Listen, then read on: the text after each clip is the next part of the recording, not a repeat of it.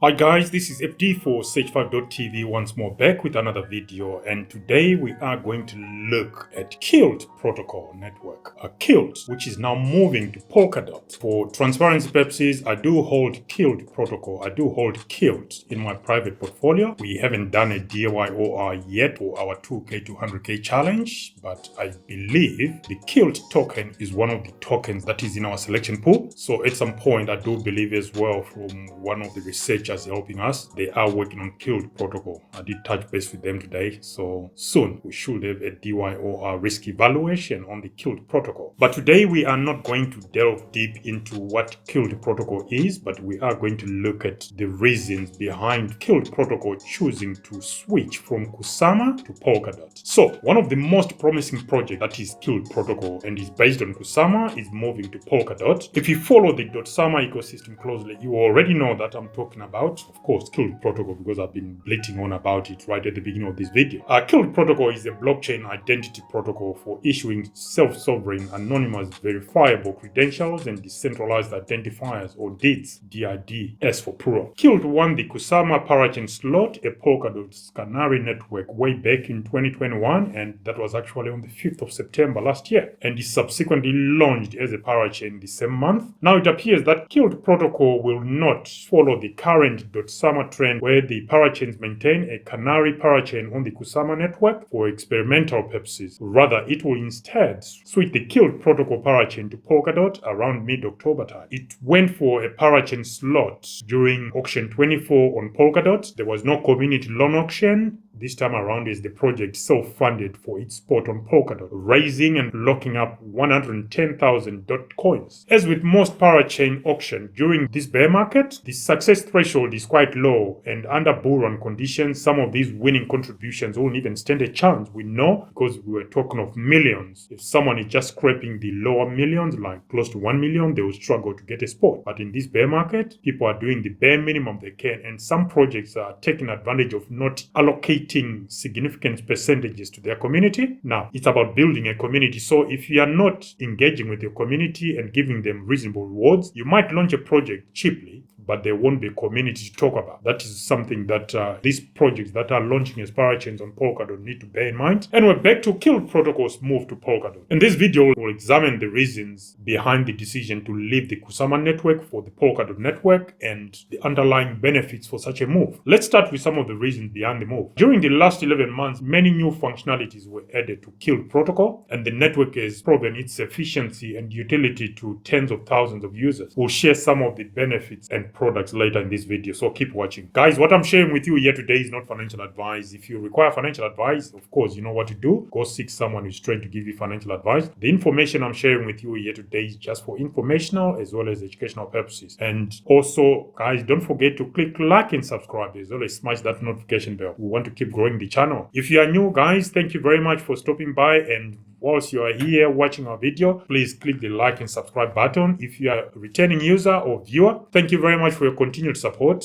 Let's keep growing together and spread the word. Thank you. And also, guys, from time to time we do post some updates on Twitter, and you don't want to miss such updates, please follow us on Twitter. Our Twitter handle is right here on the screen, so you can follow us and get the benefit of some of the updates. We do not have time to produce a video. We just make posts on Twitter, and it's quite quick and efficient. It's good use of our time. So there are 50 partnerships within the Kilt blockchain and identity ecosystem that have been established. There are also Web3 applications, including social KYC or social know your customer and decentralized identifier signatures. And Web3 applications, including social KYC and DID sign, have been developed using Kilt protocol and Kilt blockchain. I also hold, like I said, the Kilt token in my private portfolio, and I actually had a chance to play around with the Spore wallet, which is used to interact with Web3 applications we've just mentioned. That is social KYC and DID sign recently, and I must say so far it's a smooth process. I managed to integrate the Sage5.tv email address as well as our Twitter account. Again, so far so good, guys, so try it and play around with it. Kilt has proven to be a mature infrastructure, and based on my own personal experience, I couldn't agree more. Now some large-scale enterprises in accounting, media and medical sectors are starting to implement business cases on Kilt, so watch the space. It's actually starting to onboard some real users in the real world, so for real use cases. So far, no word on who those big players within the accounting and medical health, but I'll share some integrations later on in the video. We'll try and keep some tabs on that front and update you guys as and when that information becomes available. Kilt's original plan was that of one blockchain with one coin, and the expectation is that there will be no change when the move to Polkadot happens, so we'll keep the same Kilt token, ticker symbol KILT. The expectation as well is that there will not be any change for the user, as the following elements shall remain the same. All Kilt coin balances, including vesting, all Kilt addresses will also remain the same. All attestations and credentials will also remain the same. All deeds or decentralized identifiers shall also remain the same. All Web3 names, I did create one for Sage5.tv yesterday. So if you have a Web3 name that you are using on the Kilt protocol, that is not going to change due to this shift from Kusama network to Polkadot. Okay, so what are some of the reasons for moving? The fundamental reason for moving is the reportedly large production system that are now starting to implement on Kilt protocol, as they require extreme stability and bank level security, which Kilt cannot provide within the experimental Kusama network. So Kusama is an experimental network, and I don't believe the code is even audited. It is for R&D and experimental purposes. So I can understand why Kilt would want to move to Polkadot, because the Polkadot network, within reason, it will come with a certain element of trust and credibility. Now, let's take a look at some of the products that are on offer here. You got the Spore wallet. The Spore wallet is a browser extension that provides a gateway to the Kilt blockchain identity protocol and Web3 services. Spore allows users to read Kilt coin balances and to sign and send transactions to the Kilt blockchain. Similar to a physical wallet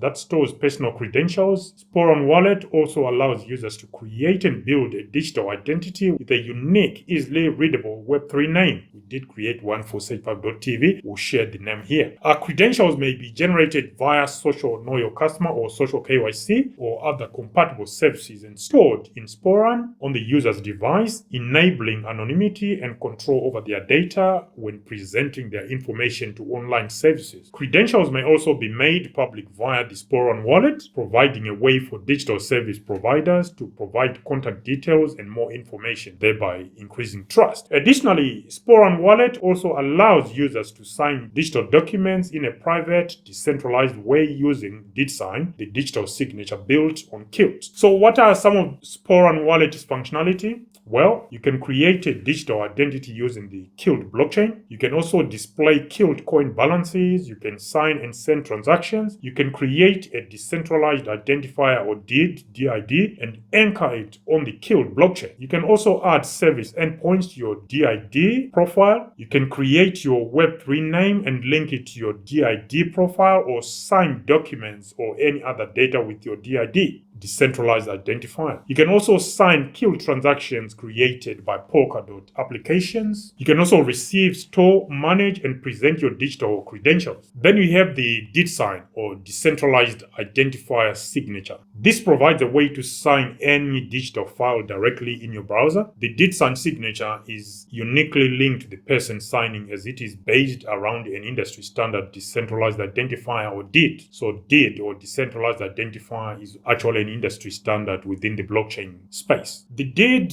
or decentralized identifier, is a string of numbers and letters that form a digital fingerprint, allowing users to build a digital identity by adding credentials, a unique Web3 name, and any other information they wish to make public. And here are some of the benefits of Web3 DidSign, or decentralized identifier signatures, versus Web2 signing services. With Web3, no personal information is exchanged. Documents remain on users' machines and PCs, whereas when you are using Web2 services, you actually have to share all that information and send copies of the actual documents or the real document. When it comes to security, apart from the centralized service provider, the method usually used to verify identity is mostly a user's email address. When it comes to Web2, we know these emails are prone to hacks, whereas the DidSign, decentralized identifier signatures, a user only uses their Spore wallet to provide their signature. No personal information is passed to the service provider. In addition, any change to the documentation will invalidate the signature, as this is immutable. There is also convenience and flexibility when it comes to Web3. With Web2 digital signatures, only certain data types or formats are compatible, for example, PDFs. With DidSign or decentralized identifier signatures for Web3, one can sign any kind of digital file, from text, documents to images, videos, audio files, or software file. This can also be signed as a folder or individually, so that is very good. It provides flexibility and convenience as well. There are also some restrictions on how files signed using Web2 digital signatures can be shared. For example, you can only share them via emails, whereas with decentralized identifier signatures in Web3, one can choose to share or send signed files using a variety of methods, including emails. You can share via Telegram, WhatsApp. You can even put them on memory stick, and many more methods and formats.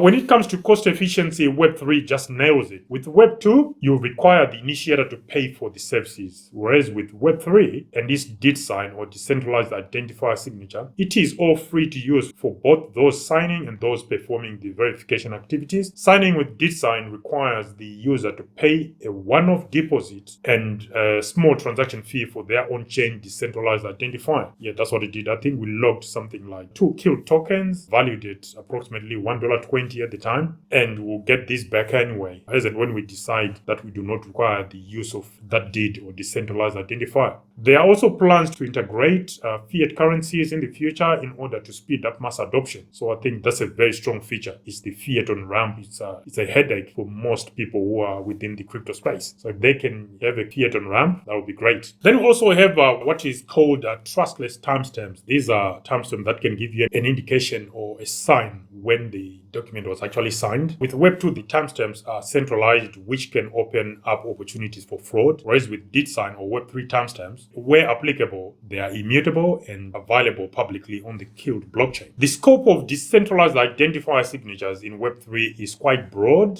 and varied, and this could be extended to large-scale institutions, including hospitals, national governments, banks, media companies, and so many more. Since the transaction fees are insignificant, that is, they are very small or tiny, these large institutions can pay these transaction fees where and when required. Here are some Kilt integrations and partnerships worth mentioning. You got an integration with Centrifuge, OnFinality, Subscan, Atarius Network, SpiderDAO, Authrail, Akala Network, Moonbeam Network, Kusama, which is a .sama metaverse project, GameDAO, DINA, the German Ministry of Energy, EnergyWeb, an identity registry for Germany's energy market. So you can actually see these are quite real and potentially massive as well. You got the Integrity integration, which is another Polkadot integration. It's another Polkadot privacy protocol, the parachain. You got the DBio, which is an anonymous first platform for medical and bioinformatics data. Zclock, Polkadex, which is a Polkadot trading engine parachain. So again, we have a DYOR video in the works for Kilt protocol, and once that is ready, we'll sure share that with you guys. So what do you think? Are you excited with what Kilt protocol are doing? Are you invested in Kilt? Do you think it should be onboarded onto our 2K to 100K challenge, where we are investing in a number of projects until the next bull run? Do you think it's got the potential to deliver? We certainly do so. That's why we're keeping tabs on Kilt protocol network, and we are sure going to produce a DYOR risk evaluation video on Kilt network. Tell us what you think, guys. Comments down below and let us know. Whilst you're down there, don't forget to click like and subscribe as well as smash that notification bell. Until next time, guys, this was your short update on the Kilt protocol network's move from Kusama to Polkadot. What are your thoughts? Comment down below and let us know. Until next time, this is FD for Sage5.tv signing out. Bye for now.